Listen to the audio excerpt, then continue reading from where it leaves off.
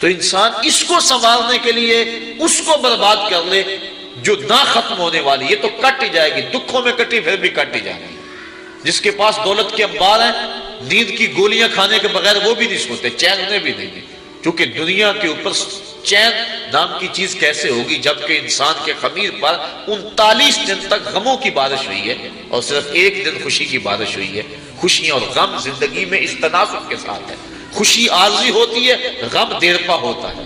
خوشی اور غم جب اکٹھے ہو جائیں تو غم ہی غالب ہوتا ہے، خوشی یاد نہیں رہتی بلکہ خوشی بھی غم میں بدل جاتی ہے۔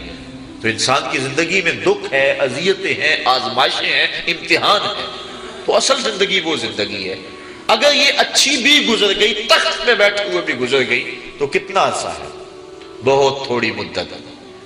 اور اگر یہ زندگی دکھوں میں بھی گزر گئی تو گزر ہی جائے گی۔ وہ کیا کہا تھا میر تقی میر نے کہ وہ ریشموں کم خواب میں سرمست ہیں تو کیا ہوا، رات اس کی بھی کٹ گئی جو کہ اور تھا۔ بخار میں مبتلا تھا، زخم زخم تھے پورے بدن پہ اور کوئی پرسانے حال بھی نہیں تھا۔ بات ٹھٹھرتی ہوئی سردی میں ریت کے اوپر پڑا تھا، ہلکی ہلکی بارش بھی ہو رہی تھی اور سردیوں کی لمبی رات تھی۔ بتاؤ شخص کو رات کاٹنا کتنا مشکل ہوگی۔ اس رات کی سویر تو پھر بھی ہے نا، جتنی مرضی لمبی رات تھی دن تو چڑھے گا نا، لیکن وہ آخرت کی رات ایسی اگر پڑ گئی تو اس رات کا پھر دن نہیں ہے۔ موت کو بھی مینڈے کی شکل کے اندر میدان حشر میں لا کے ذبح کر دیا جائے گا۔ کتابوں میں آتا ہے کہ جنتی جنت میں جانے کے باوجود صرف ایک ڈر میں ہوں گے اور جہنمی جہنم میں دکھوں کے باوجود ایک خوش فہمی میں ہوں گے۔ وہ کیا؟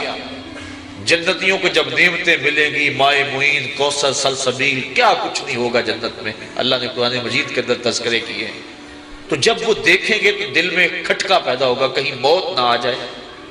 اور جہنمی جب دکھ، آگے بھی آگ، پیچھے بھی آگ، دائیں بھی بائیں بھی، اوپر بھی نیچے بھی، اور یہ آگ تو جلاتی ہے، وہ آگ اس سے 70 گنا تیز، اور یہ صرف جلاتی اور خشک کرتی ہے، وہ چپک جاتی ہے لوگ کی طرح جسم کے ساتھ، اور بدبودار آگ ہے اور سیاہ رنگ کی آگ ہے۔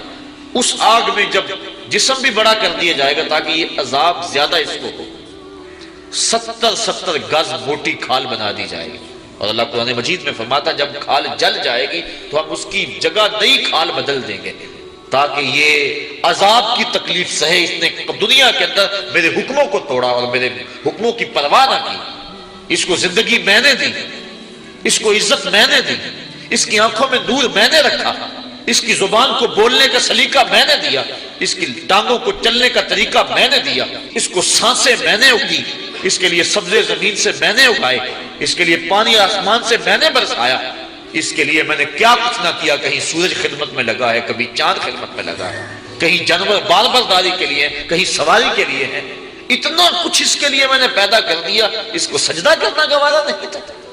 کتنا متکبر اور کتنا مغرور ہو گیا دنیا پہ جا کے، اپنے رب کو بھول گیا۔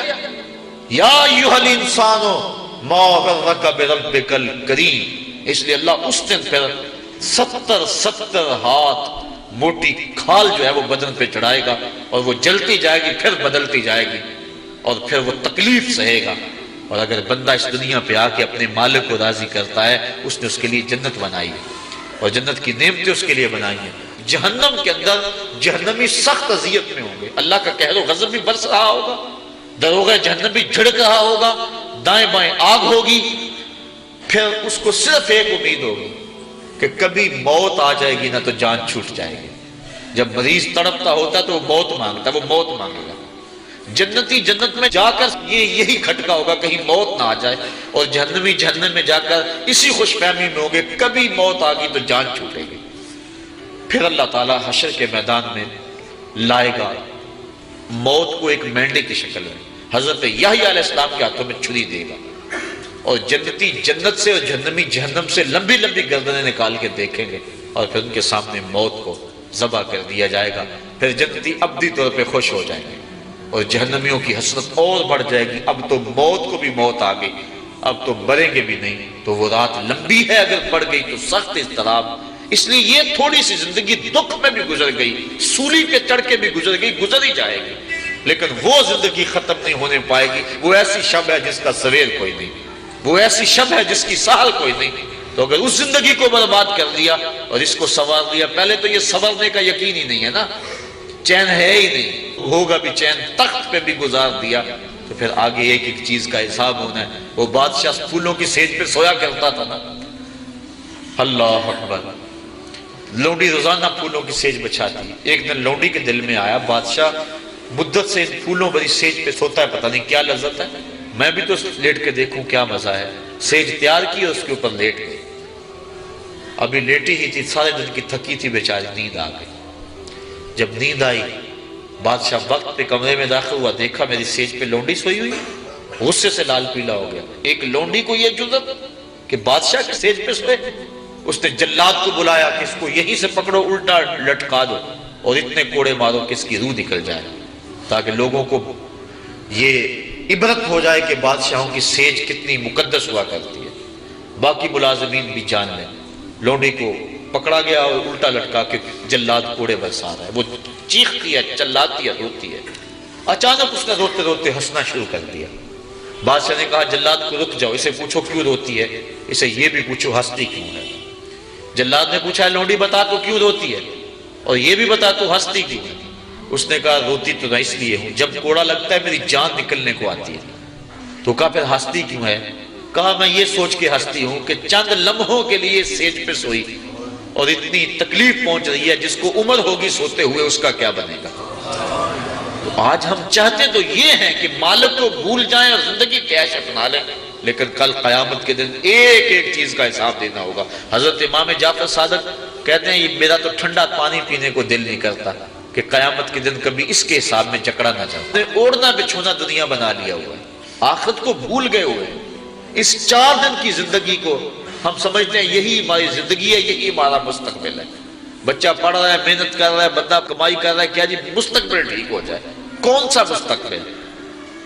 ایک سانس کا پتہ نہیں، اس مستقبل کی بات ہے۔ زندگی کھپا رہا ہے، مستقبل ٹھیک ہو جائے۔ اصل مستقبل تو آخرت کا مستقبل ہے۔ اللہ کے محبوب علیہ السلام نے جب صحابہ کو خندق کھودتے دیکھا اس وقت دعا دی، اللہم ان العیش عیش الاخرہ فاغفر الانصار والمہاجرہ۔ اے اللہ زندگی تو آخرت کی زندگی ہے، میرے ان انصار کو بھی بخش دے، میرے ان مہاجروں کو بھی بخش دے۔ اصل مستقبل وہ ہے، یہ تو 4 دن کی زندگی ہے۔ 45 سال ایوریج زندگی نکالی ہے ماہرین نے، چلو 50 سال لگا لو، 60 سال لگا لو، اور آخرت کا ایک دن، محشر کا ایک دن 50,000 سال کا ہوگا۔ ذرا کبھی کیلکولیٹر لے کے حساب تو کریں، ایک دن 50,000 سال کا، اور یہ ساری زندگی 50 سال کی۔ اس ایک دن کے مقابلے میں ذرا اس زندگی کا حساب نکالیں نا، منٹوں سیکنڈوں کے اندر یہ ایک دن آئے گا۔